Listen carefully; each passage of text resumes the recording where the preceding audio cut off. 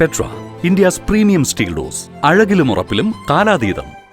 എട്ടാം ശമ്പള കമ്മീഷനുമായി ബന്ധപ്പെട്ട നിരവധി ചർച്ചകളാണ് ഇപ്പോൾ സജീവമാകുന്നത്.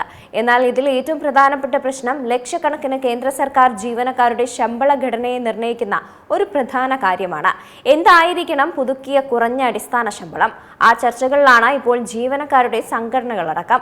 ഓൾ ഇന്ത്യ NPS എംപ്ലോയീസ് ഫെഡറേഷനാണ് കുറഞ്ഞ അടിസ്ഥാന ശമ്പളം പരിഷ്കരിക്കുന്നതിനായി ഏറ്റവും വിശദമായ സാങ്കേതിക ന്യായീകരണം നൽകിയിട്ടുള്ളത്. എട്ടാം ശമ്പള കമ്മീഷനുമായി ബന്ധപ്പെട്ട നിരവധി ചർച്ചകളാണ് ഇപ്പോൾ നടന്നുകൊണ്ടിരിക്കുന്നത്. എന്നാൽ ഇതിൽ ഏറ്റവും പ്രധാനപ്പെട്ട പ്രശ്നം ലക്ഷക്കണക്കിന് വരുന്ന കേന്ദ്ര സർക്കാർ ജീവനക്കാരുടെ ശമ്പള ഘടനയെ നിർണ്ണയിക്കുന്ന ഒരു പ്രധാന കാര്യമാണ്. എന്തായിരിക്കണം പുതുക്കിയ കുറഞ്ഞ അടിസ്ഥാന ശമ്പളം? അത് വലിയൊരു ചോദ്യമായി നിലനിൽക്കുകയാണ്.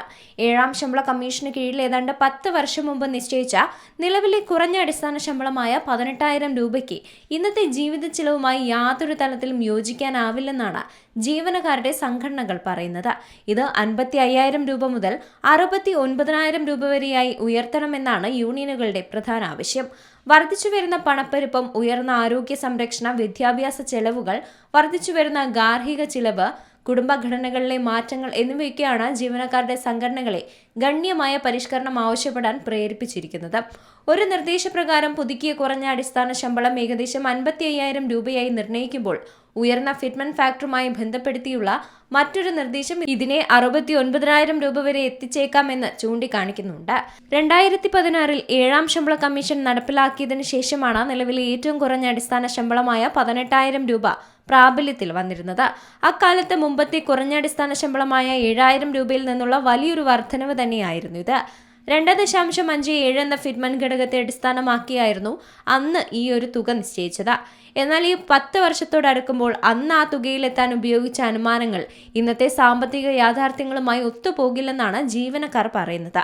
എട്ടാം ശമ്പള കമ്മീഷന് മുന്നിലുള്ള ചർച്ച വെറും ഒരു ശമ്പള വർധനവിനെ കുറിച്ച് മാത്രമുള്ളതല്ല എന്നതാണ് വാസ്തവം.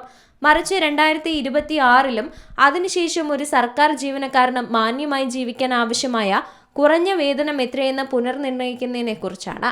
ഓൾ ഇന്ത്യ NPS എംപ്ലോയീസ് ഫെഡറേഷനാണ് കുറഞ്ഞ അടിസ്ഥാന ശമ്പളം പരിഷ്കരിക്കുന്നതിനായി ഏറ്റവും വിശദമായ സാങ്കേതിക ന്യായീകരണം നൽകിയിട്ടുള്ളത്. കുറഞ്ഞ വേതനം നിർണ്ണയിക്കുമ്പോൾ കുടുംബാംഗങ്ങളുടെ എണ്ണം 3 നിന്ന് 5 ഉയർത്തി കണക്കാക്കാമെന്നാണ് ഫെഡറേഷന്റെ ആവശ്യം.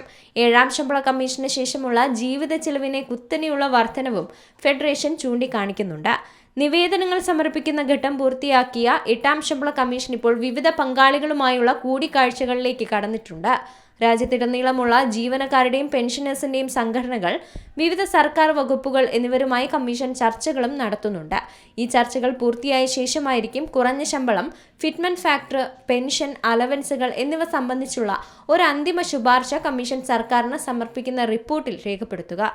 എന്തായാലും കുറഞ്ഞ അടിസ്ഥാന ശമ്പളം വിവിധ ഘടകങ്ങളെ പരിഗണിച്ചുള്ളതായിരിക്കുമെന്ന് തന്നെയാണ് വിലയിരുത്തപ്പെടുന്നത്.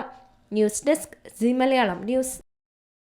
ഏറ്റവും പുതിയ വാർത്തകളും വിശേഷങ്ങളും വിരൽത്തുമ്പിലറിയാൻ സീ മലയാളം ന്യൂസ് എല്ലാ ഡിജിറ്റൽ പ്ലാറ്റ്ഫോമുകളിലും ലഭ്യം.